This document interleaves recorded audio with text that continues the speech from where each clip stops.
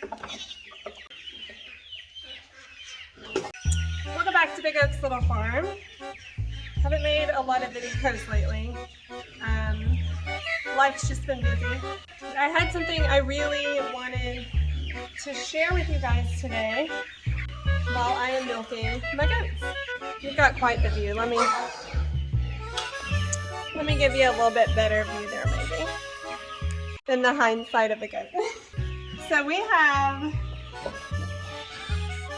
4 goats we're milking right now. I actually have 5 does, but one of them does not like to be milked. She's kind of a big pain in the rear to milk, so I'm not milking her right now. But we have our 4 goats that are in milk right now that we're milking. And then we also have our dairy cow, our Jersey, Stacy. I would like to get another one at some point to have 2 again. We're just not there yet. But because we have our Jersey cow and get plenty of milk from her to keep us all drinking milk, making mozzarella, yogurt, labna, all the things, cream in our coffee, and we still have extra milk. So we give our extra milk to the pigs. It's good for them, helps fatten them up, it feeds them. So then we have our goats. And we mostly just use our goat milk for goat milk soap. One of the kids really likes goat milk, and so he'll ask for it sometimes. But for the most part, we just use it to make goat milk soap. And to use goat milk to make goat milk soap, you actually freeze it. So we freeze it in ice cube trays and keep it in the freezer, and then when we're ready to make soap, we get it out.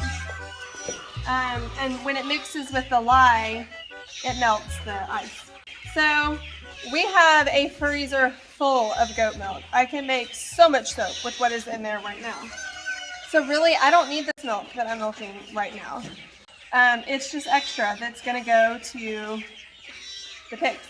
So yesterday, I was perusing the internet and I saw someone in a post mention something about herd share. And so I was reading and it sounded like it's a program where people buy stock in your herd of goats or cows or whatever, and that entitles them to a portion of the milk that it comes from your herd. So I was like, oh, that sounds amazing. Because I get asked a lot if I sell milk, but for the small scale that we are, it's not financially worth it for me to become a licensed dairy. There's a lot that goes into that. I probably wouldn't be able to milk in the pasture like I do the cow, because I rotate her all around and I have a stanchion that moves with her and I milk her wherever she is, and I highly doubt that would be allowed. Not because there's anything wrong with it. I'd clean her the same way I clean her out there. I would clean her the same way and treat the milk the same way, but you know, there's all these regulations. And so I was like, oh, maybe this is a way to get around that, to get around the laws restricting people from buying our extra milk. So I started looking into it more, because I'm like, if they are a part owner, so if someone owns one of the animals, if someone that doesn't live here owns this goat, and we're basically just paying me to board her and milk her, they would be entitled to her milk. It's their goat, right? So that seems simple. But upon more research, I found out that that's not how that works. You still have to be licensed. It's a different, like slightly less stringent license than being an actual dairy. Next we have Miss Lucy. Lucy is our daughter Ava's goat. She was actually born on the farm.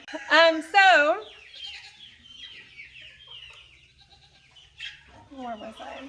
So looking into the herd sharing thing, I found out you still have to be licensed.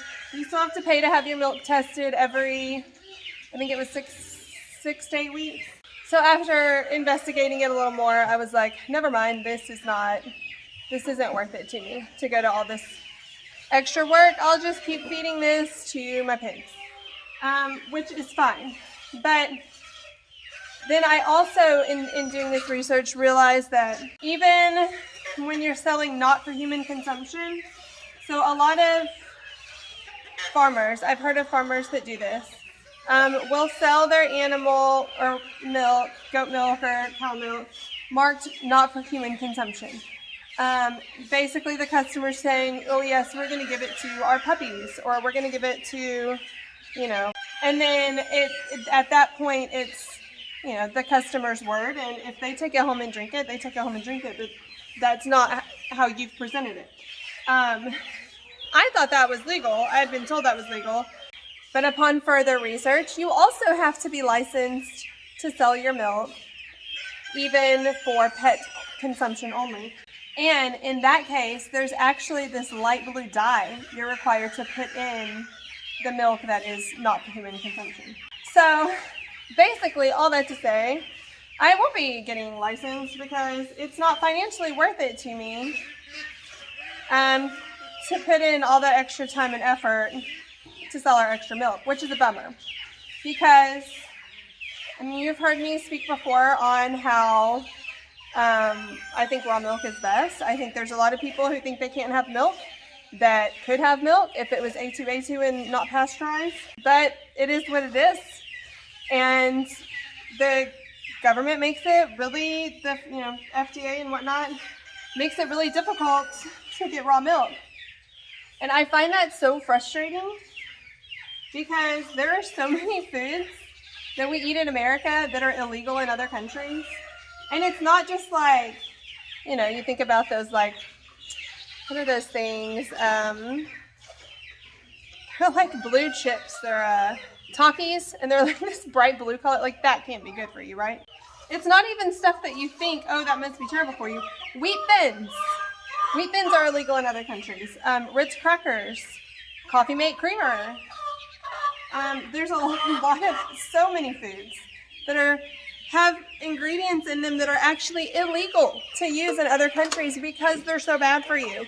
And those things we can get easy. A kid can go in a store and buy that. But raw milk, which is so good for you, is regulated to the point that it's difficult to get it. And I find that really frustrating. And that's just part of our broken food system. Next up is Miss Susie. Susie's Briley's goat.